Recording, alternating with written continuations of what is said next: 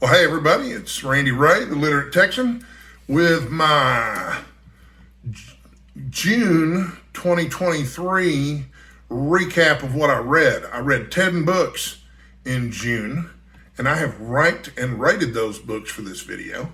So I'm just going to get right down to it, okay? So I'm going to go in reverse order. I'm going to go from the worst books I read and move my way up to the best books I read.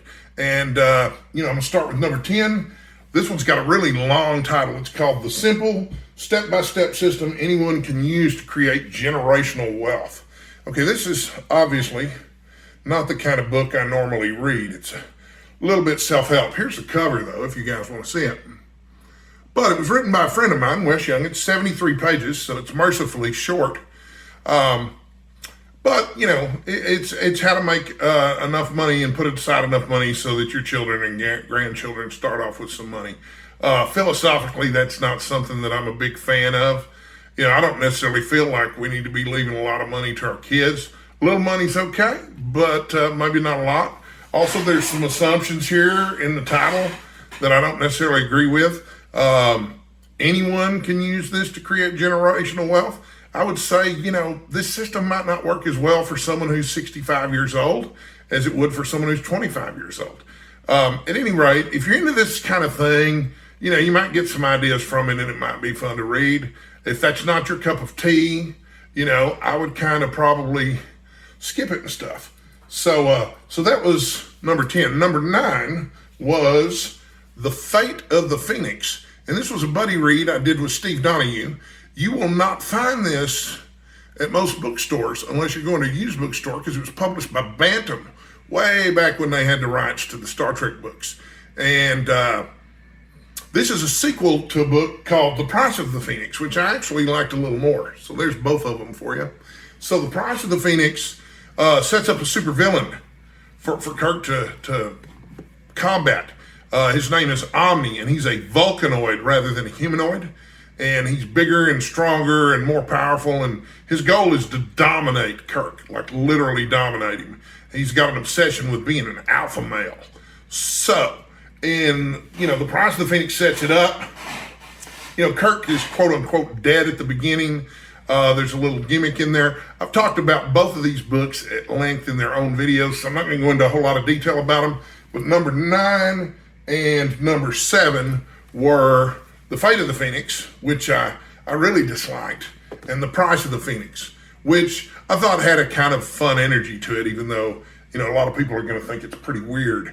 I can't mention these books without pointing out that there's some quote unquote between the lines BDSM kind of stuff going on here, and it's not nearly as subtle as you or the authors might have thought. Maybe the authors weren't trying to be subtle at all. They were written by the same folks. I'm doing these as a buddy read with Steve Donahue, and I've read all 4 of these authors. Sandra Marshak and Myrna Culbreth were a writing team in the 70s, but I've read all 4 of these with Steve. I've got 2 short story collections that they edited, New Voyages and New Voyages 2. And Steve and I are buddy reading those this month too. So I'll get to those soon too. And then number 8 on my list was a novel called Over on the Dry Side. This was a Louis L'Amour novel that I read for June on the Range. I spent most of the month working my way through Lonesome Dove, which I still haven't finished yet, so it'll be on my July recap. But for June, the only June on the Range book that I actually finished was Over on the Dry Side by Louis L'Amour. I understand that this is a book that was not published while Louis L'Amour was still alive. It was published posthumously. It's kind of an odd little novel. It feels like it's a little anemic, but half the chapters are from the perspective of a teenage boy who's living with his dad in a cabin that they found in the mountains. And the other half of the book is told from the perspective of the original cabin owner's brother. And it's told in third person. So you've got this whole first person, third person swapping back and forth. It just seemed kind of rushed. I mean, it was okay. I've heard people say that if you're not Mark Twain, you shouldn't be writing in dialect. I don't know if Louis L'Amour ever got told that, but maybe he should have. I don't know. Some people might like it. So then, okay, I've got more Star Trek novels for you. Number 4 was Triangle. And I like to consider these 4 Star Trek novels by Sandra Marshak and Martin Culberth to be kind of pulpy Star Trek novels. There's a lot of action. It's definitely not set in the universe of Star Trek that we know of. It's more of like some kind of alternate universe where Spock is constantly trying to tamp down on what a savage he is. So, which one was I talking about? Triangle was the next one on my list. Triangle was interesting because they really leaned into the whole pulp thing. They even have a character in here who basically is Doc Savage, at least in terms of his physical description. I've never read about a character in a book before that had coppery gold flecked eyes that were hypnotic. I'm reading that from the book. But that's very much a Doc Savage thing. So, they almost could have written, hey, if you know what Doc Savage looks like, you know what this character looks like. Anyway, here's the cover art that I was looking for. You can see it's Kirk and Spock. It's set after the movie. Again, I've done extensive reviews of this book and the other book, which is number 4 on my list, the Prometheus Design, which I also thought was fun. And I actually thought it was a little bit more fun. In this one of my favorite things about it, you've got these aliens who look like the devil in the background. And you can't see it on the cover, but if you've read the book, Kirk and Spock and the other people from the Enterprise, have used cosmetic surgery and disguises to look like the aliens on the planet. And I would have loved to have seen that on the screen. That would have been a lot of fun, seeing Kirk and Spock dressed as devils. So anyway, they were all okay. There was nothing really wrong with any of them. But now we're getting to the stuff that I really, really liked, okay? I did a buddy read of sorts with my daughter.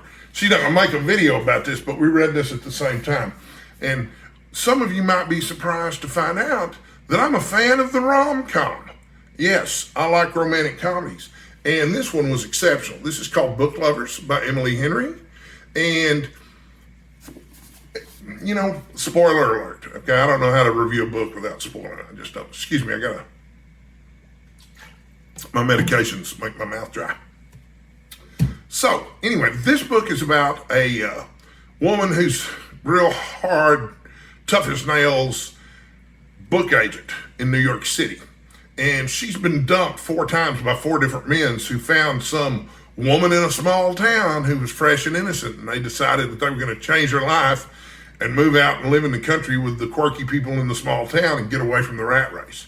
And so her sister has decided that she needs to go to a small town and find some quirky little country boy who's wearing a flannel shirt or whatever and fall in love and get away too. But the only person that she seems to run into in this small town is this tough, hard-nosed editor that she has a professional rivalry with.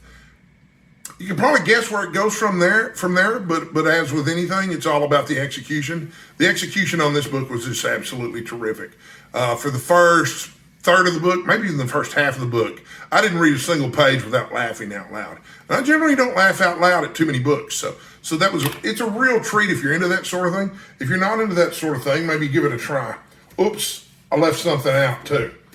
In the more or less kind of average books before, I should have done this before. Here, Right Matters by Alexander S. Vindman. Okay, so I'm real sympathetic to this guy.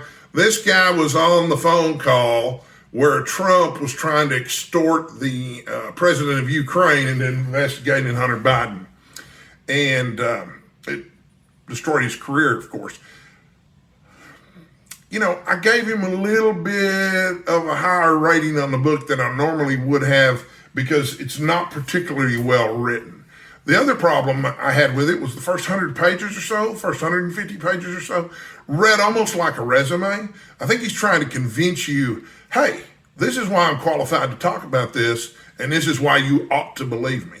So, I feel like the author's a really good guy who got stuck in a really terrible situation. But, yeah, it's hard to recommend the book because it's just not that enjoyable to read, okay? So, number 2 was a book that I've read once before, and this was originally a recommendation from Steve Donahue. It's called The Uncommon Reader. The Uncommon Reader is a story that is set and was written while Queen Elizabeth was still alive. And the premise is, what if the Queen decided to become a reader? Like, not just any reader, but a reader like my friends here on BookTube. And this is the cover to the e-version of it. I have a hard copy version of it, a dead tree version of it around here somewhere, but I don't know where. But anyway, it's a lovely book. It's really short. You can finish it in a couple of hours, even if you're an average speed reader. And it's just a wonderful little book. It's the kind of book that readers really enjoy. So also, I noticed a theme that came up here without me even knowing it. The Uncommon Reader is, of course, about readers and book lovers, obviously, also about readers. Both very good books. But there was one book that ruled them all this month, The Quiet American by Graham Greene. And I cannot tell you how much I enjoyed this book. It was so fantastic. It was also really short. It didn't waste any time. Flawless execution. The characters are three-dimensional and very real, especially the English journalist who's the main character. But Powell, too, is very believable. It's set in Vietnam during the 1950s before the Americans got too involved. But what's playing out on the large scale in Vietnam is also playing out in the personal lives of the characters in the novel.